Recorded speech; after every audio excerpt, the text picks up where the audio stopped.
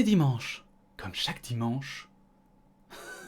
Et aujourd'hui, c'est, comme d'habitude, on revient sur les commentaires de la semaine. Particularité à partir d'aujourd'hui, en fait, je vais commencer à faire aussi des récaps un peu des articles qu'on a vus, qu'on a traités, des sujets qu'on a traités, pour un petit peu dire ce qui s'est passé d'important finalement cette semaine. Hop, on va changer directement d'écran. Donc cette semaine, on a eu évidemment McFly et Carlito. On a continué à débattre un tout petit peu sur le fait qu'ils aient fait toujours cette vidéo, suite aussi au nombre de critiques qui sont montées à leur encontre. On a aussi parlé du déconfinement. Du déconfinement en Belgique qui commence à pointer le bout de son nez parce que les théories...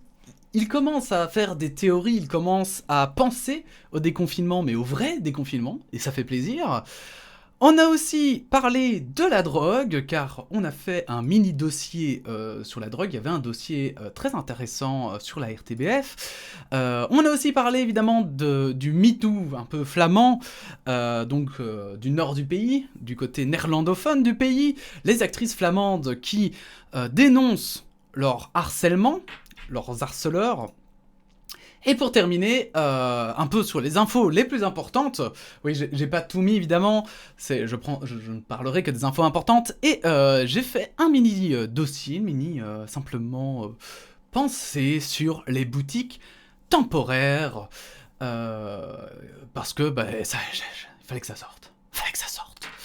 Bon, ceci étant fait, le récap étant fait, terminé, alors je trouvais ça assez utile et important de pouvoir revenir sur ce genre de truc.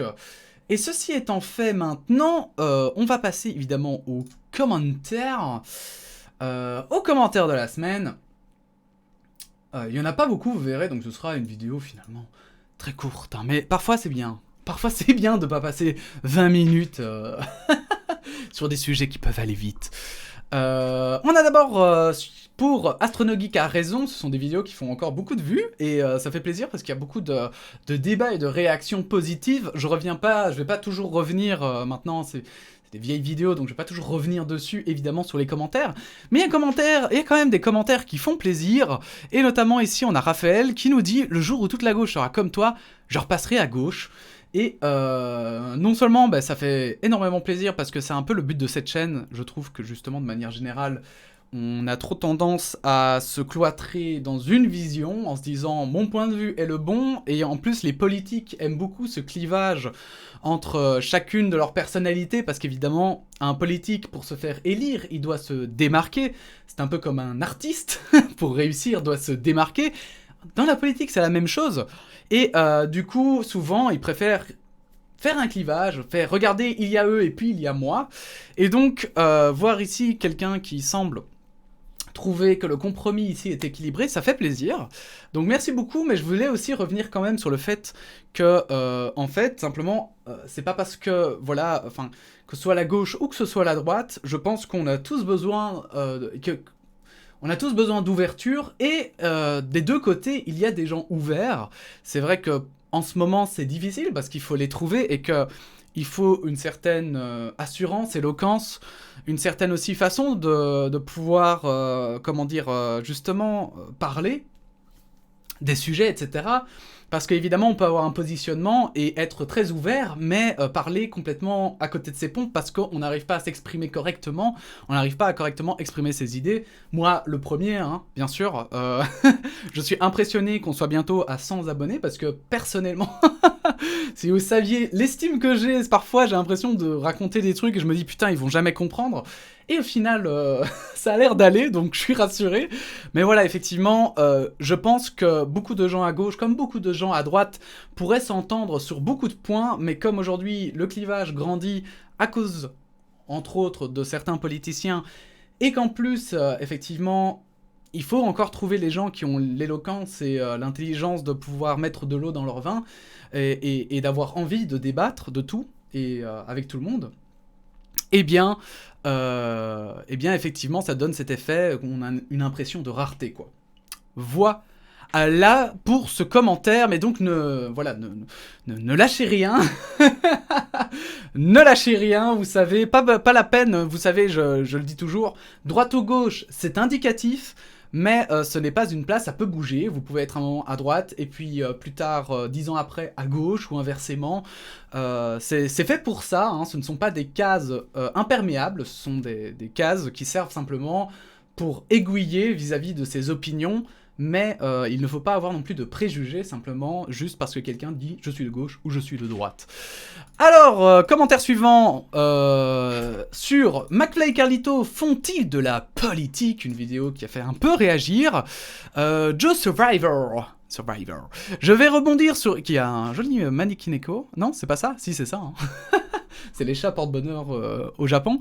Je vais rebondir sur le fait que la télévision et Internet ne sont pas aboutissants. Il faut juste savoir utiliser les outils qu'on nous donne. Et c'est marrant parce que je suis à moitié d'accord avec lui. Donc le fait que la télévision et Internet ne sont pas aboutissants, du coup, c'est pas vrai, parce que ça dépend, je trouve, hein, justement, de ce qu'on en fait, et c'est pour ça que je suis d'accord avec la deuxième phrase. Et pour moi, les deux phrases sont un peu contradictoires. Alors évidemment, je ne doute pas que Joe voulait dire quelque chose de plus intelligent, enfin, de plus intelligent, c'est insultant, ça, comme ça, dit comme ça, pas de plus intelligent, mais que sa pensée était plus complexe, mais qu'effectivement, il a essayé de faire le plus court possible.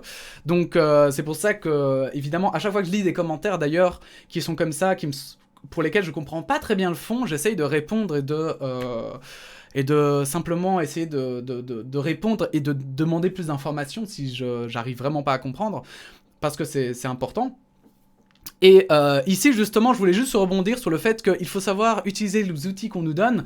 C'est clair qu'effectivement, par contre, voilà, si on utilise Internet n'importe comment, on peut ne rien apprendre, voire même tomber effectivement dans le côté un peu sombre d'Internet, qui peut être les sectes, qui peut être, voilà, enfin, ça peut être tout un tas de choses, hein, profiter de la naïveté de chacun, enfin voilà, des gens malveillants, etc.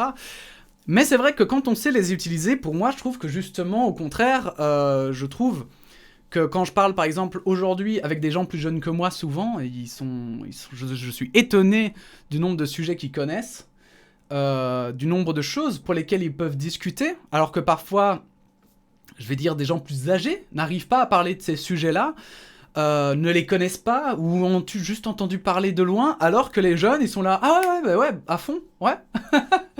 Ah oui, l'astrophysique, bah oui, bien sûr. Ah oui, la nouvelle Mars, le rover sur Mars, Persévérance, ouais, tranquille, sans problème. Alors que voilà, si... Ouais, je vais dire totalement au hasard, mais si j'en parle par exemple avec mes parents, ils vont faire « Ah bon ? Et et quoi ? Quel est l'intérêt ?»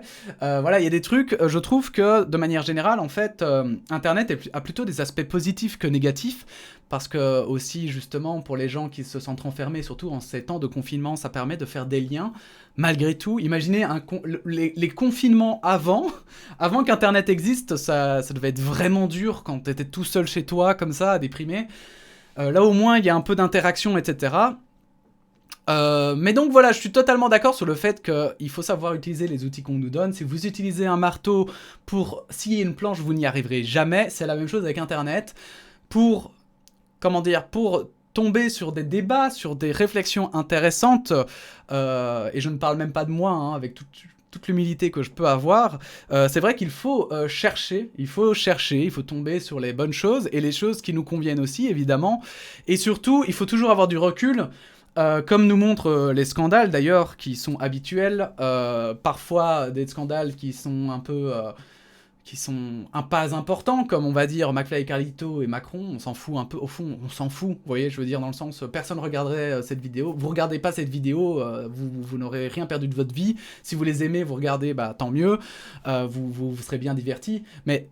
voilà, ça pour moi c'est des sujets, on va dire, de moindre importance, mais sur des sujets plus importants, effectivement, on a vu par exemple le Pirorca il n'y a pas longtemps que Maxella a montré, il faut toujours avoir du recul par rapport aux créateurs, ce sont des êtres humains, voilà, chaque personne derrière une chaîne YouTube est un être humain, et donc c'est vrai qu'il faut toujours avoir du recul, pour moi c'est ça qui est vraiment important, et essayer comment dire, quand la personne qu'elle aille, si elle donne des opinions qui sont importantes, que ce soit, enfin, je parle vraiment donc du coup en dehors du divertissement, Mais si c'est quelqu'un qui donne une opinion, il faut toujours savoir qui c'est, comment il la donne, et surtout, justement, faut pas s'étonner qu'on ne la connaîtra jamais vraiment. Voilà, vous ne me connaissez pas, moi, inversement, je ne vous connais pas, et c'est pour ça, comme je le disais avec le commentaire précédent, c'est pour ça que quand... non, avec ce commentaire-ci, quand je lis un commentaire, je fais toujours attention à prendre du recul, parce que je ne connais pas la personne, je ne sais pas si elle a voulu vite fait écrire en 2 minutes, ou si au contraire,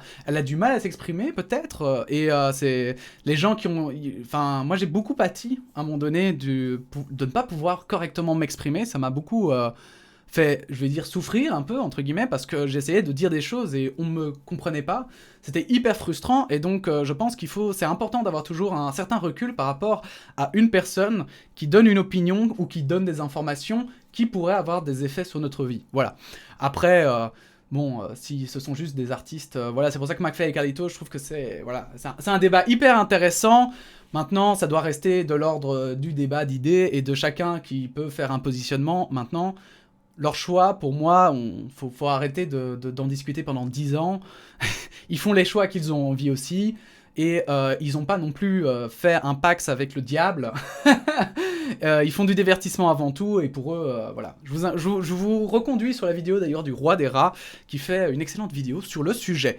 Bref, Internet est un monde fantastique. Et on va passer... au commentaire suivant, un monde aussi fantastique qu'il peut être nocif si on l'utilise mal. Légaliser la drogue. C'était pour la vidéo sur la drogue.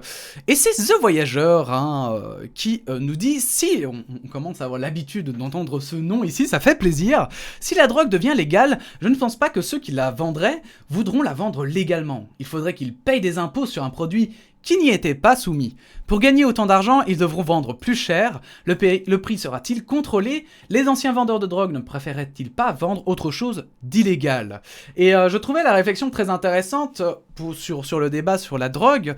Moi, personnellement, je crois que ça dépend des drogues.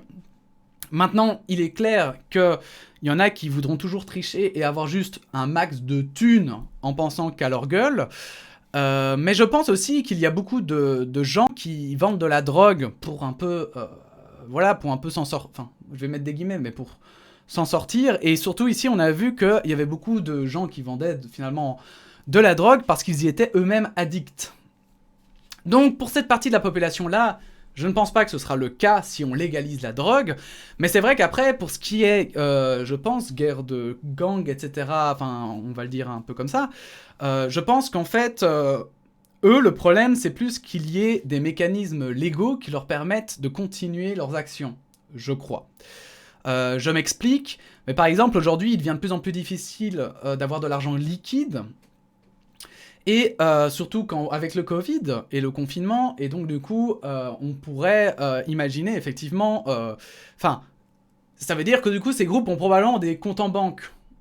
Et du coup, est-ce que c'est les mouvements d'argent qui sont sur leur compte en banque ne sont pas possibles parce qu'on est un petit peu permissif par rapport aux mouvements de fonds, en fait. Et en fait, moi, je le vois un peu comme ça. C'est que pareil... Enfin, je me pose la question, plutôt. Est-ce que finalement, aujourd'hui, les mafias, etc., les grands, on va dire, groupes comme ça, les grands groupes malfaiteurs, ne réussissent pas à persister parce qu'il y a simplement une espèce de... Voilà, que simplement, ça arrange aussi une partie de personnes qui elles-mêmes essayent de faire des choses pas nettes, mais quand même, on va dire, plus nettes qu'eux. Après, c'est le grand débat. Est-ce que voler 1 million d'euros, c'est aussi grave que de vendre de la drogue? Ok, je vais pas rentrer dans ce débat-là, mais plutôt dans le fait que voilà, celui qui après va gagner 1 million d'euros sur sa drogue, bah aujourd'hui, souvent, on les met à la banque, on va pas les mettre, enfin, je suppose. Et est-ce que le fait que justement, peut-être ils les mettent dans des sociétés offshore ou des trucs comme ça, c'est pas ça aussi qui leur permet de continuer leurs actions, leurs activités. Et donc, est-ce que finalement, on ne devrait pas légiférer là-dessus pour pouvoir empêcher ces groupuscules de continuer à agir? Bon, voilà, c'est juste une réflexion qui est lancée comme ça. Je ne suis absolument pas spécialiste non plus des mafias et des gangs. N'hésitez pas à donner votre opinion en commentaire, comme d'habitude. C'est toujours très intéressant. Ah oui, ce commentaire hyper important, on termine avec un petit peu d'humour, hein, c'était le dernier, c'est pour ça. Voilà, il y a comme toujours, hein, sur internet, je disais, il y a des gens qui se perdent, mais qui se perdent totalement. Et en fait, pourquoi je parle de ça, c'est parce que t'es puceau, moi, personnellement, c'est une insulte. Surtout quand j'étais jeune, on m'a beaucoup lancé, et je me dis, bon, on sait jamais qu'il y a des jeunes qui s'intéressent ici, qui tombent sur mes vidéos. En fait, quand j'étais jeune, c'était une insulte, et aujourd'hui, avec le recul, je trouve que c'est l'insulte la plus stupide du monde. Et du coup, c'est pour ça que je l'ai mise en avant, c'est juste parce qu'en fait, t'es puceau, pour moi, c'est pas une insulte, en fait. Voilà. C'est comme les gens qui traitent, qui utilisent le terme PD comme insulte, mais c'est pas une insulte. C'est comme dire t'es hétéro pour moi. Ouais, ça l'hétéro. Nani. T'es puceau pour moi, c'est genre... en fait, c'est vraiment absurde, c'est une insulte un peu, justement, que les jeunes se font, et c'est aussi un joli pont, je trouve, pour parler de la pression masculine qu'il y a autour de ça, et que les féministes, d'ailleurs, combattent aussi, cette pression qu'il y a comme si faire l'amour, déjà, baiser, si vous préférez, même, si on part dans le plus vulgaire, comme si ça, déjà, il fallait le faire le plus vite possible. Je vous rappelle que en fait, on s'en fout. On s'en fout, d'accord? Le sexe, c'est censé être un plaisir, partagé, d'accord? Partagé, c'est très important. Et moi, par exemple, j'ai connu des gens qui n'étaient plus puceaux très vite, mais qui n'ont eu absolument... Enfin, juste qu'ils l'ont fait pour le faire, quoi. Comme une corvée, quoi. Parce qu'il fallait le faire, quoi. Et bon, évidemment, je les juge pas, hein. Il n'y a aucun jugement, bien sûr, là derrière. Si vous aussi, vous l'avez fait parce que vous deviez le faire, vous êtes senti obligé de le faire, mais voilà, c'est comme ça, il n'y a pas de problème. C'est pas ça. Si vous disiez que c'était juste un truc à jarter parce que la première fois, et c'est pas très agréable, voilà, go. Mais c'est vrai que le fait de traiter quelqu'un de puceau, et alors, en fait, on s'en fout. On s'en fout. Et si vous êtes jeune et qu'il y a des gens qui vous emmerdent parce que vous êtes puceau, mais genre... En fait, tout ce que ces gens méritent, c'est l'indifférence, parce que celui... Enfin, moi, je le vois toujours comme ça. Celui qui, donc, demande... Celui qui sent être puceau comme une insulte, mais quelle pression il doit avoir lui-même? Et comment il doit faire... Enfin... comment dire? Quelle pensée... comment dire? Quelle manière de penser il doit avoir dans sa tête? Et donc, ça doit être tellement nocif pour lui-même. Vous voyez ce que je veux dire? C'est que du coup, inévitablement, il doit avoir une part de machisme dans sa tête, de virilité comme ça, de devoir prouver sa virilité constante. Et ça, c'est une pression immense, parfois. Donc voilà, quand je lis des commentaires comme ça, finalement, je suis plus triste pour la personne. Je n'y ai pas répondu et je vous demanderai de ne pas le faire, évidemment, ça sert à rien, on s'en fout en fait. Moi, c'était vraiment le contexte, je trouve ça... En fait, je suis plus triste pour la personne, parce que pour moi, la liberté sexuelle, c'est en fait arrêter de se foutre la pression avec la sexualité, si ce n'est que, évidemment, éviter de se transmettre des maladies et de se mettre dans des situations qui sont pas psychologiquement difficiles, comme les avortements. Mais pour moi, la libération sexuelle, c'est surtout, t'es puceau, mais on s'en fout. T'es une meuf et t'as couché avec 50 mecs, mais on s'en fout, en fait. T'es vierge, on s'en fout. Enfin, toi, c'est le truc, quoi. T'es bi, ben, on s'en fout. Enfin, c'est bon, quoi. Vraiment, dans le monde, il y a des gens dans le monde qui se disent, vraiment, qui s'emmerdent tellement dans leur vie, qui se préoccupent de ce genre de trucs. Genre, vraiment. Je sais pas, aller voir le conflit israélo-palestinien, alors, je sais pas. Là, vous aurez une vraie... Je sais pas si vous voyez ce que je veux dire, quoi. Mais là, il y a des gens qui meurent, il y a des gens... Voilà, c'est un vrai conflit, quoi. Allez voir les Boko Haram, etc., qui font des massacres dans des villages. J'en sais rien, battez-vous contre ça. Mais, s'il vous plaît, quoi. Respirez un bon coup et extirpez-vous de cette pression qui est inutile, quoi. Voilà, c'est tout pour aujourd'hui. Évidemment, c'est aussi parce que, voilà, moi, ça me rend un peu triste pour la personne, mais aussi, bah, moi j'ai l'habitude maintenant, ça fait 7 ans que je fais des vidéos sur YouTube, si vous croyez que... et que je fais des streams, donc bon, je suis un peu blindé, moi, c'est bon. Il n'y a plus de problème, moi, les commentaires... voilà. Évidemment, je vous rappelle aussi, vous pouvez donner votre opinion en commentaire.